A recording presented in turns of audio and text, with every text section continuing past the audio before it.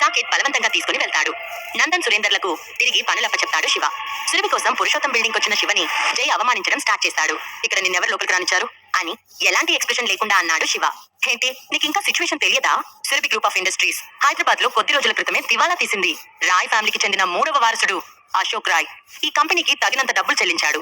So ఇప్పుడు ఈ కంపెనీలో మా ఫ్యామిలీకి కూడా షేర్స్ ఉన్నాయి. అసలు నాకు ఒక విషయం అర్థం కావట్లేదు. నువ్వెందుకు ఈ బిల్డింగ్ లోకి వచ్చావు? అసలు నీకు ఎలాంటి అర్హత ఉందో తెలుసుకోవాలని నాకు చాలా ఆరాటంగా ఉంది అని స్ట్రేంజ్ వాయిస్ తో అన్నాడు జై.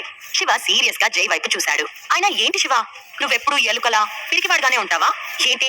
నీకేదైనా పెద్ద ప్రాబ్లం ఎదురైనప్పుడు ఎవరో ఒక లేడీ వెనక దాక్కుంటావు. ఈసారి నీ వల్లే నీ వైఫ్ కంపెనీ కూడా వేరే వ్యక్తి కొన్నాడు. అయినా నువ్వు బలహీనుడిలా చూస్తూనే ఉన్నావు అని శివని వీలైనంత ఎక్కువగా అవమానించాలని తన శాయశక్తిలా ప్రయత్నిస్తున్నాడు జై. శివ మాత్రం ఏ మాత్రం తొనకలేదు బెనకలేదు. మా సురభి నీకు డైవర్స్ ఇచ్చిందంట, నిజమేనా? అంతేకాకుండా సురభి నా రిలేటివ్ అయిన రాయ్ ఫ్యామిలీలోని వ్యక్తిని పెళ్లి చేసుకోబోతుందంట. అంటే తను నీతో ఉన్న అనుబంధాన్ని పూర్తిగా వదిలించుకుందా? ఇప్పుడు సురభి నిన్ను వదిలేస్తే నువ్వు చెత్త ముక్క కన్నా కూడా హీనమైన వ్యక్తివి. ఈ సిటీలో నిన్నెవ్వరూ ప్రొటెక్ట్ చేయలేరు. అసలు నీకెవరు హెల్ప్ చేయగలరో నేను కూడా చూడాలనుకుంటున్నాను. ఈ రోజు ఖచ్చితంగా నేను నీకు గుణపాఠం చెప్పి తీరుతాను అని తన చేతులను రుద్దుకుంటూ నవ్వుతూ విపరీతమైన యాటిట్యూడ్ తో అన్న జై అంతే ఆనందంతో సెక్యూరిటీ వైపు చెయ్యి ఊపుతూ, నేను చాలా రోజుల నుంచి ఈ రోజు కోసం ఎదురు చూస్తున్నాను శివ. నువ్వు నీ వైఫ్ యొక్క పవర్ వల్ల ఇన్ని రోజులు గర్వంగా యాక్ట్ చేశావు, కానీ ఈ రోజు నాకు ఛాన్స్ వచ్చింది అని సరదాగా అన్నాడు. సురభి గ్రూప్ సక్సెస్ అయిన తర్వాత జై వాళ్ళపై చాలా అసూయతో ఉన్నాడు. ఇప్పుడు సురభి కంపెనీ నాశనం అయిపోవడంతో, అందున శ్రవణ్ ఫ్యామిలీ నుంచి శివని గెంటేయడంతో ఎప్పటి నుండో శివపై రివెంజ్ తీర్చుకోవాలి అనుకున్న జైకి ఇదే సరైన అవకాశం అనిపించింది. ఇప్పుడు అతని ఆనందం వర్ణించనలవి కానిది. ఏ సెక్యూరిటీ, ఈ అబ్బాయి మా కంపెనీకి వచ్చి ఇక్కడ స్టాఫ్ ని ఇబ్బంది పెడుతున్నాడు. వచ్చి అతనికి గుణపాఠం చెప్పండి.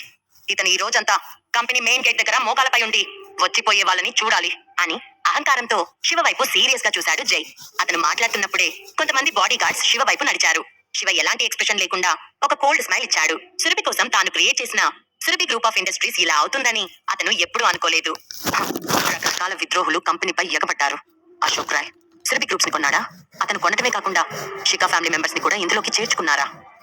ఇది నమ్మేలా లేదే అని అనుకున్న శివ, లూసిఫర్ లోపలికొచ్చి వీళ్ళ సంగతి ఏంటో చూడు అని కూల్ గా ప్రశాంతంగా కుర్చీలో వెనక్కి వాలి సిగరెట్ వెలిగించాడు. డైరెక్టర్ శివ, నేను ఇక్కడే ఉన్నాను అని సీరియస్ ఎక్స్ప్రెషన్స్ తో రూమ్ లోకి ఎంట్రీ ఇచ్చాడు లూసిఫర్. అదే సమయంలో జై పిలిచిన బాడీ గార్డ్స్ టీం శివపై అటాక్ చేయబోతూ ఉండగా లూసిఫర్ ఒక కుర్చీని ఎత్తి పరిగెత్తుకుంటూ వచ్చి వాళ్ళపై ఫోర్స్ గా విసరడంతో బాడీ గార్డ్స్ కి బాగా దెబ్బలు తగిలి వాళ్ళు నేలపై పడిపోయి ఏడుస్తున్నారు. అది చూసిన మిగిలిన బిజినెస్ టీం షాక్ అయ్యి, ఇదేంటి ఇలా కూడా మనుషుల్ని కొడతారా? వెంటనే పోలీసులకి ఫోన్ చేద్దాం అండ్ చైర్మన్ వైస్ చైర్మన్ ని పిలుద్దాం. ఈ విషయం బయటకు వెళ్తే మన కంపెనీ పరువు పోతుంది అని లూసిఫర్ అటాక్ ని చూసి భయపడిపోయి అన్నారు. వాళ్ళందరి ముఖాల్లో భయాందోళనలు నిండిపోయి ఉన్నాయి.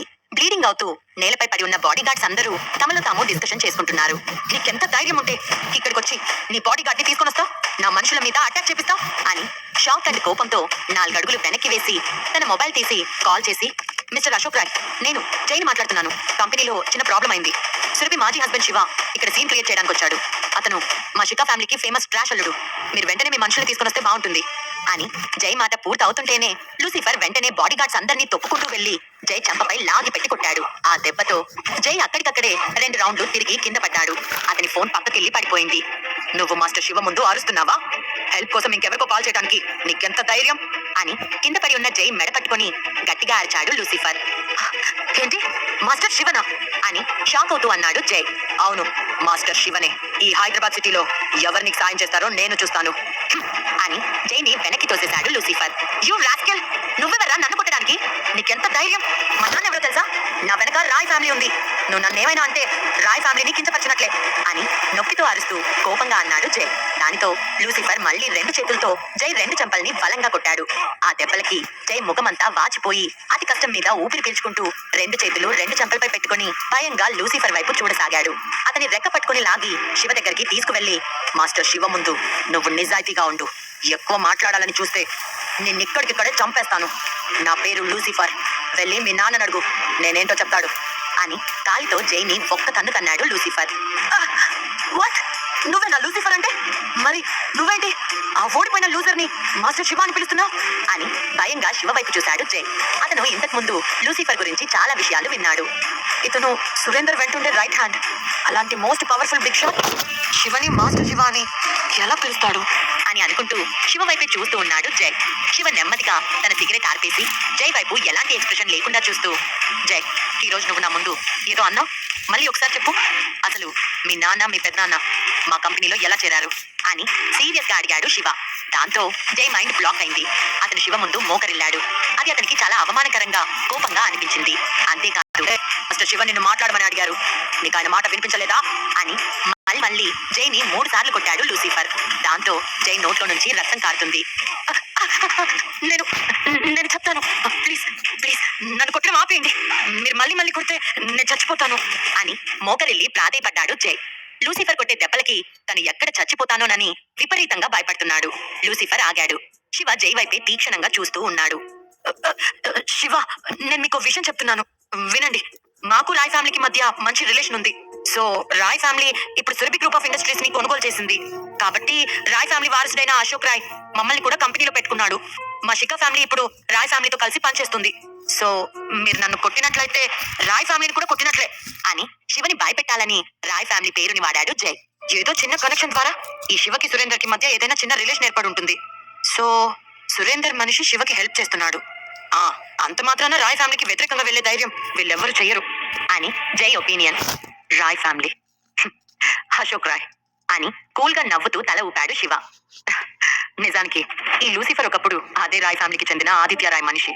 అతనే లూసిఫర్ ని, అతని బ్రదర్స్ ని ఇండియాకి తీసుకొని వచ్చాడు. అప్పుడు ఆదిత్యం చంపిన తర్వాతనే కదా సురేందర్ కి హైదరాబాద్ డాన్ అని పేరు వచ్చింది. లూసిఫర్ సురేందర్ కి రైట్ హ్యాండ్ అయ్యాడు. ఇక ఆ తర్వాత రాయ్ ఫ్యామిలీ సురేందర్ కి ఎదురు వెళ్లే సాహసం చేయలేదు. కానీ ఈ అశోక్ రాయ్ ఎందుకు ఇంత దూకుడుగా ఉన్నాడు? అతనికి ఎక్కడి నుంచి ఇంత ధైర్యం వచ్చింది? ఓ ఓకే, సువిక్ష నాయక్. ఆమెను చూసుకునే ఈ అశోక్ కి కొమ్ములు వచ్చినట్లున్నాయి. సురేందర్ ఇన్ని రోజులు సువిక్ష అండర్లో ఉన్నాడు. అందుకే రాయ్ ఫ్యామిలీకి ఇంత బలుపు పెరిగింది అని అనుకున్నాడు శివ. అంతేకాదు శివ, నేను ఒక విషయం చెప్తున్నాను విను. ఈ మధ్య హైదరాబాద్ సిటీలో ఫేమస్ సర్కిల్లో ఒక న్యూస్ స్ప్రెడ్ అయింది. అశోక్ రాయ్కి సురభికి ఈ రోజు ఎంగేజ్మెంట్ జరుగుతుంది. వాళ్ళిద్దరు త్వరలో పెళ్లి చేసుకోబోతున్నారు.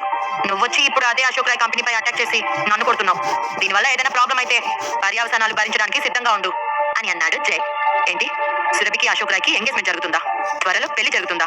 ఇదే విషయం హైదరాబాద్ సిటీ ఫేమస్ సర్కిల్లో స్ప్రెడ్ అయిందా? ఎవరు స్ప్రెడ్ చేశారు అని సీరియస్ గా అడిగాడు శివ. ఓ, నీకు ఇంకా ఈ విషయం గురించి తెలియదా?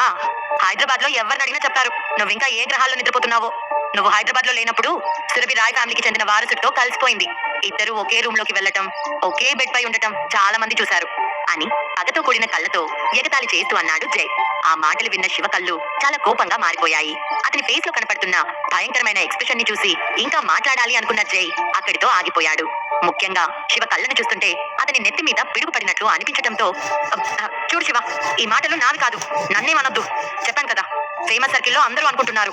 అవి నా దాకా వచ్చాయి కాబట్టి నీకు చెప్తున్నాను అని భయంగా ముఖం పెట్టి అన్నాడు జై. ఎవరిలాంటి పుకార్లు స్ప్రెడ్ చేశారు అని సీరియస్ గా అడిగాడు శివ. అతని వాయిస్ లోని బేస్ కి నుదుటిన పట్టిన చెమటని తుడుచుకుంటూ వణుకుతున్న స్వరంతో, ఇది రాయ్ ఫ్యామిలీ ద్వారా బయటకొచ్చిన న్యూస్. ఈ న్యూస్ వల్ల హైదరాబాద్ సిటీలోని ఫేమస్ సర్కిల్లో భారీ గందరగోళం ఏర్పడింది. అయితే రాయ్ ఫ్యామిలీ వారసుడు అశోక్ రాయ్ సురభిని పెళ్లి చేసుకోవాలనుకుంటున్న మాట మాత్రం అయితే వాస్తవం. నేను ఈ విషయంలో మాత్రం తెలిసిందే మాట్లాడుతున్నాను అని అన్నాడు జై. ఇది కూడా రాయ్ ఫ్యామిలీ చేసిందా అని సీరియస్ ఎక్స్ప్రెషన్ తో అన్నాడు శివ. అవును శివ, అనవసరంగా రాయ్ ఫ్యామిలీతో పెట్టుకోకూడదు అనుకుంటే నన్ను వదిలిపెట్టు. అప్పుడు ఫ్యూచర్ లో నువ్వు రాయ్ ఫ్యామిలీతో ఇబ్బంది పడాల్సిన అవసరం ఉండదు అని తాపీగా అన్నాడు జై. అతను రాయ్ ఫ్యామిలీ పేరు చెప్తే శివ తనని వదిలేస్తాడనే గుడ్డి నమ్మకంతో ఉన్నాడు. శివ సీరియస్ గా చైర్లో నుంచి లేచి, లూసిఫర్, వీడు వాగిన వాగుడికి తగిన బహుమతి ఇవ్వు అని చేతులు వెనక్కి పెట్టుకుని మెల్లగా విండో దగ్గరికి వెళ్లి అక్కడి నుంచి బయటికి చూస్తూ నిల్చున్నాడు. ఓకే డైరెక్టర్ శివ అని ఆనందంగా జై వైపు చూసిన లూసిఫర్ అతన్ని ఎక్కడ పడితే అక్కడ ఫుల్ గా కొట్టేశాడు. ఓ గాడ్, నన్ను కొట్టడం ఆపండి శివ. సారీ డైరెక్టర్ శివ, మనం ఇప్పుడు ఒకే కంపెనీలో ఉన్నాం. ప్లీజ్ మనం కంపెనీ గురించి మాట్లాడుకుందాం. ప్లీజ్ ఇక్కడ ఎంప్లాయీస్ ముందు నా రెస్పెక్ట్ పోగొట్టకండి. ప్లీజ్ నన్ను వదిలేయండి, నేను మీకు అన్ని విషయాలు చెప్తాను అని వేడుకున్నాడు జై. సురభిపై ఎన్ని రకాల గాసిప్స్ సృష్టించిన రాయ్ ఫ్యామిలీకి శివ ఎలాంటి స్ట్రాంగ్ గిఫ్ట్ ఇవ్వబోతున్నాడు? అశోక్ రాయ్ కూడా ఆదిత్య రాయ్ లానే చనిపోతాడా? దీనికి అంతటికీ కారణమైన సుభిక్ష నాయక్ ఫ్యామిలీని శివ ఏం చేయబోతున్నాడు? అతను తిరిగి సురభి గ్రూప్ ఆఫ్ కంపెనీస్ ని తన చేతిలోకి తీసుకుంటాడా లేదా? ఇలాంటి ప్రశ్నలకి సమాధానం తెలియాలి అంటే నెక్స్ట్ ఎపిసోడ్ లో వినండి మన పాకెట్ FM లో.